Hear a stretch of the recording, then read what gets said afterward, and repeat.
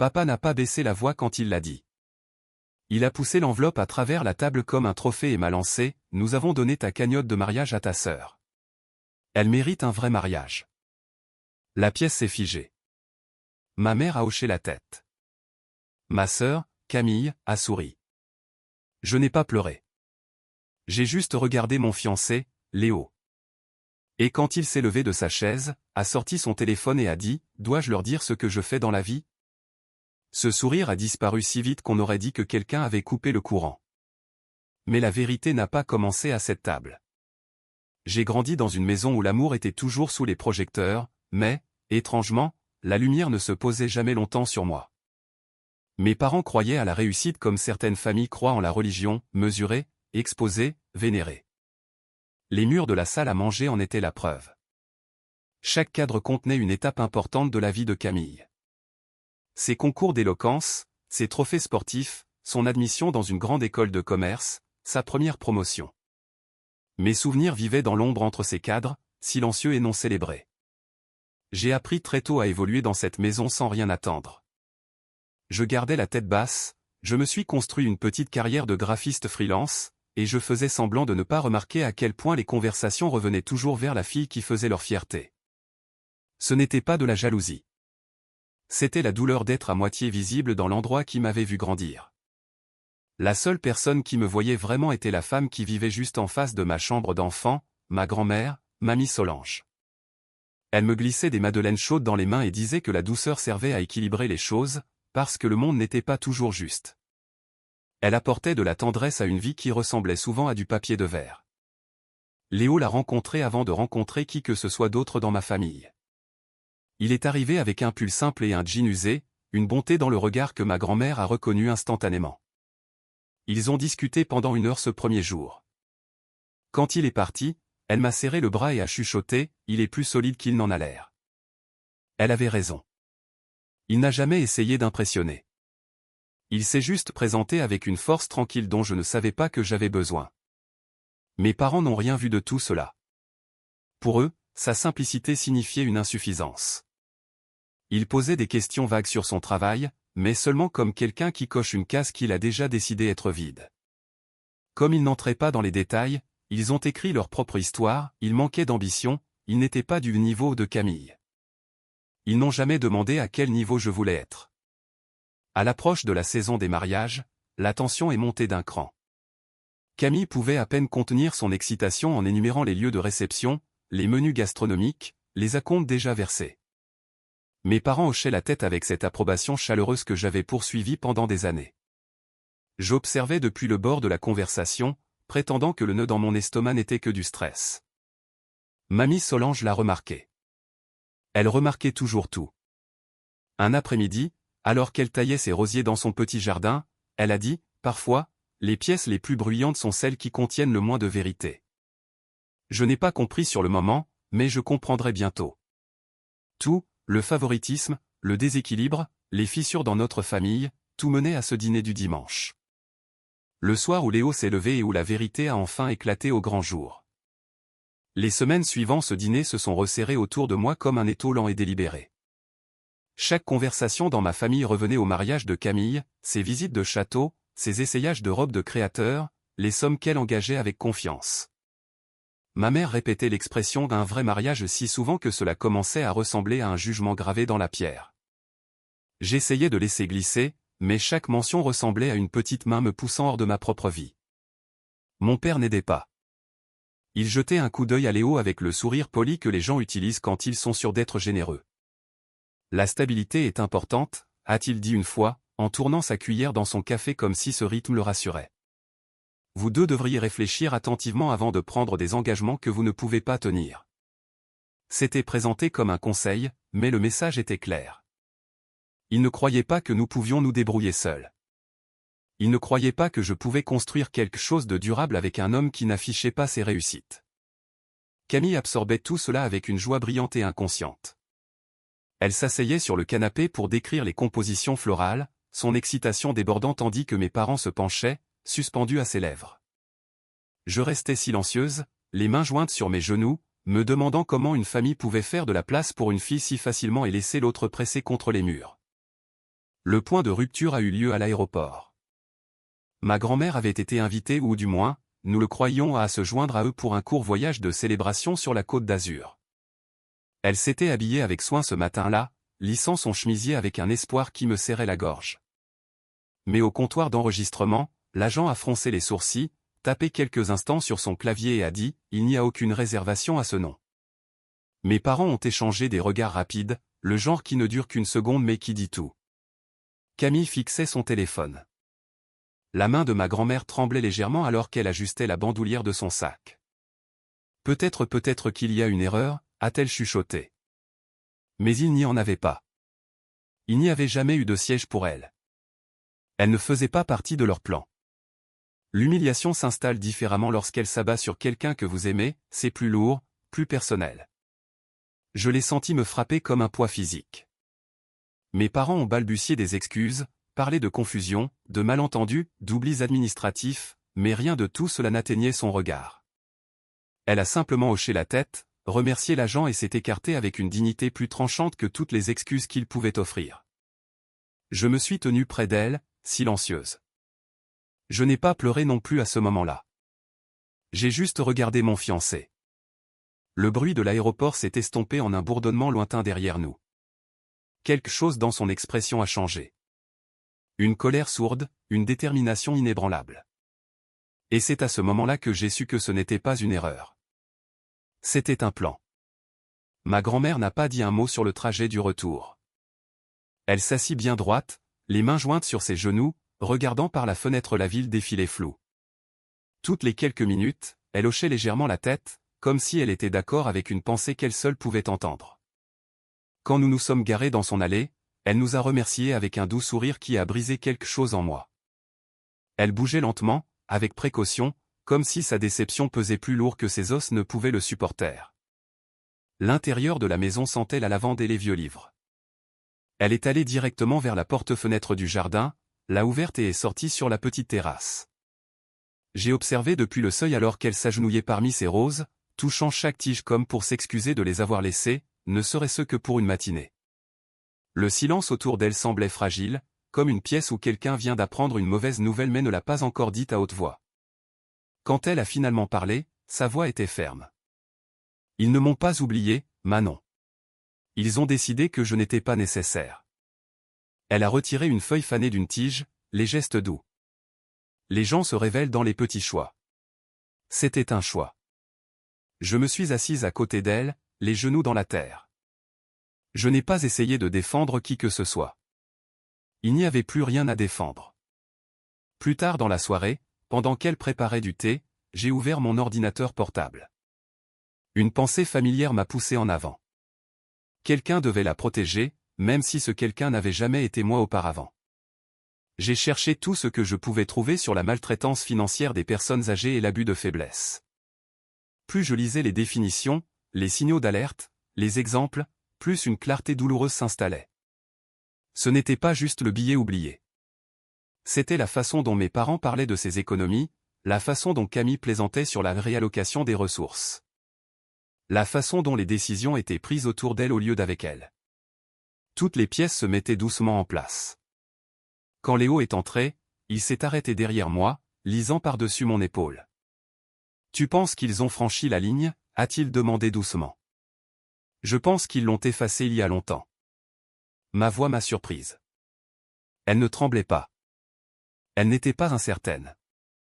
Il a posé une main sur mon épaule, m'ancrant dans le présent.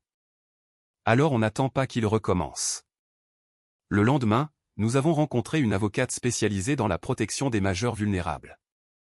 Elle a écouté attentivement, a posé des questions précises et n'a pas scié quand j'ai décrit la scène de l'aéroport. Quand elle a exposé nos options, la pièce a semblé changer d'atmosphère. Le pouvoir que je sentais m'échapper depuis des années s'est remis en place. Calme mais solide. Au moment où nous avons quitté son cabinet, le plan était établi.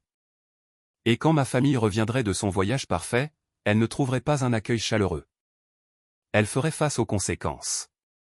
Ils ont atterri un jeudi après-midi, faisant rouler leurs valises dans le hall des arrivées avec cette confiance désinvolte des gens qui croient que le monde se pliera toujours à leurs désirs. Mes parents avaient l'air détendus, le teint hâlé, discutant des restaurants qu'ils avaient aimés.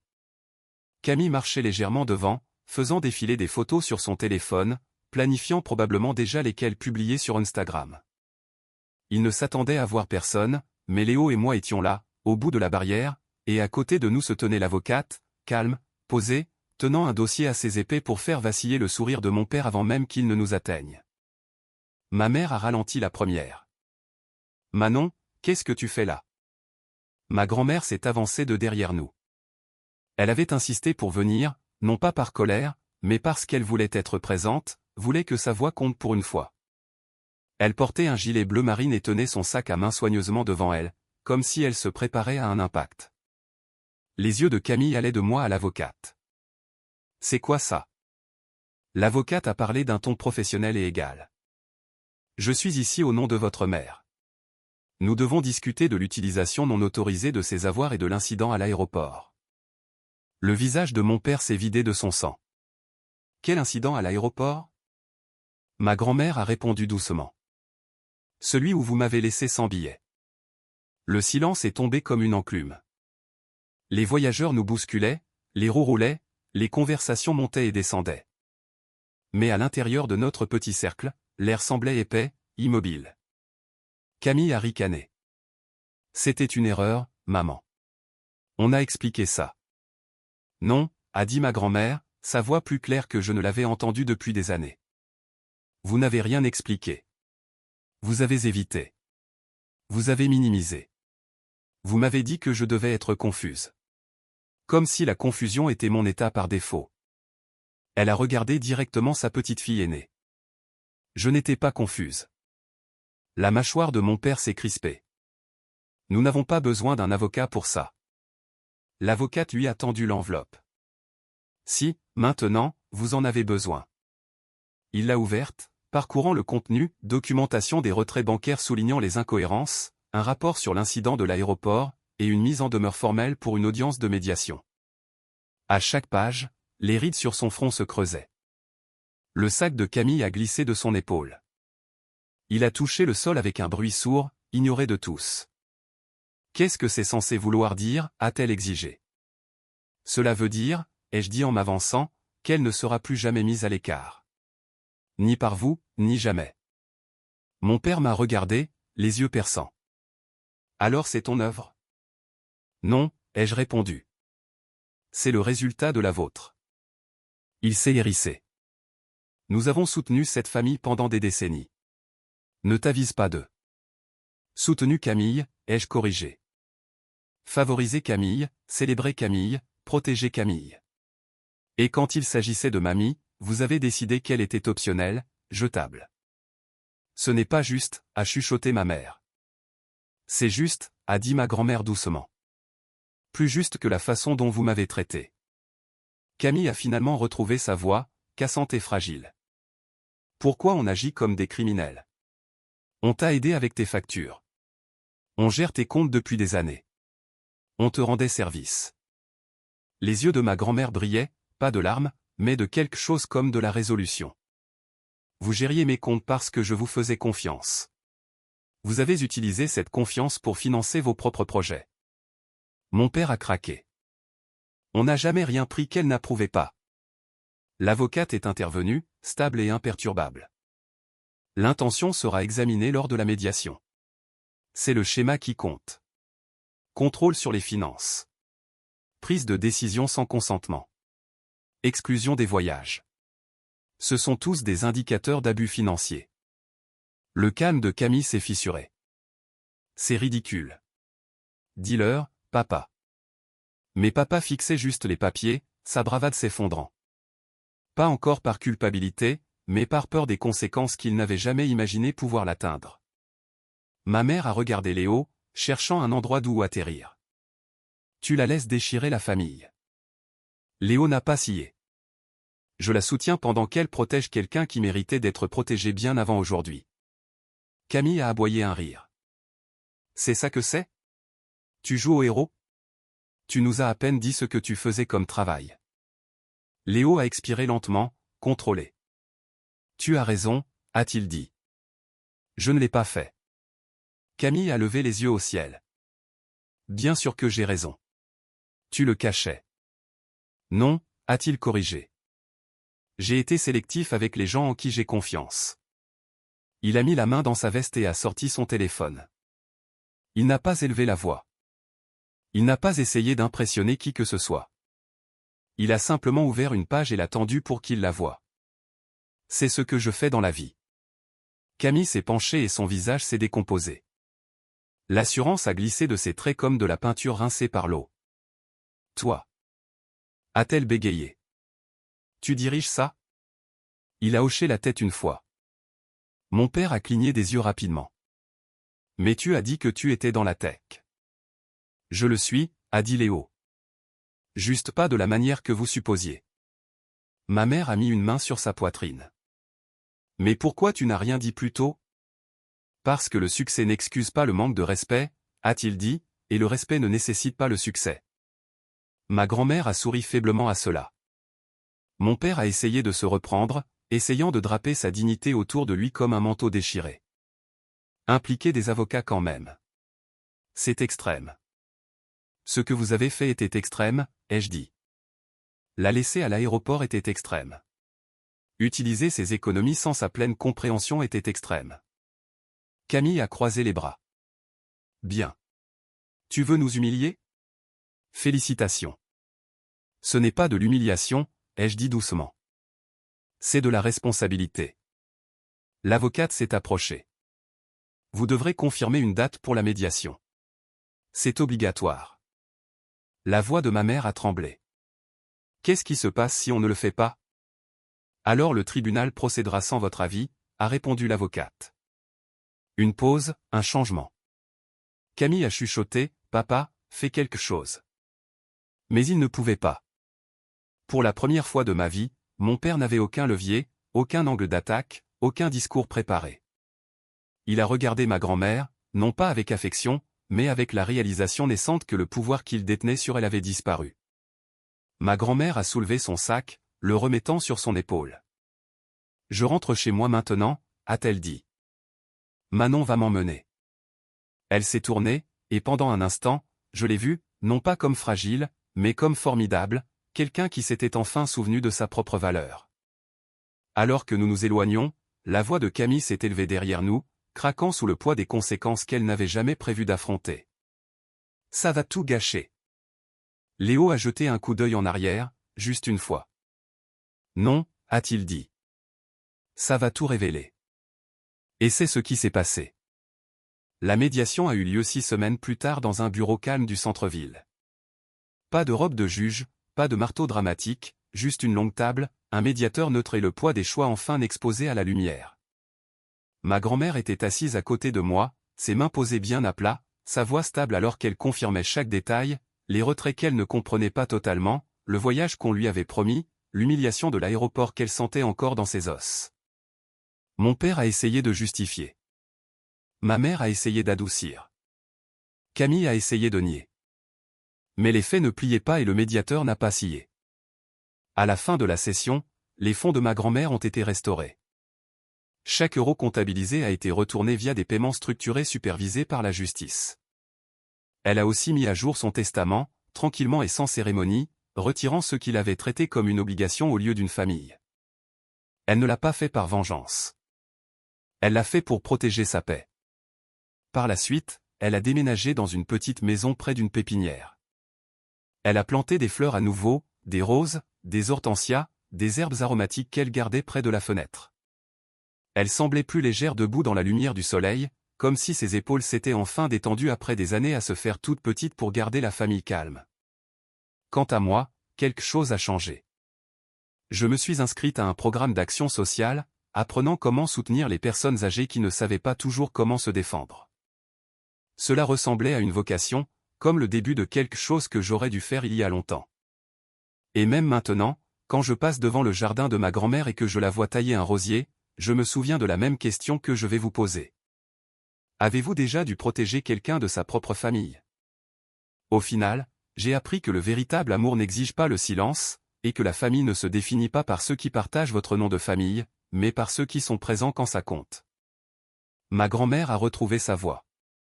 J'ai trouvé la mienne en me tenant à ses côtés. Et la vérité que nous avons mise au jour n'a pas détruit nos vies. Elle les a reconstruites sur quelque chose d'honnête.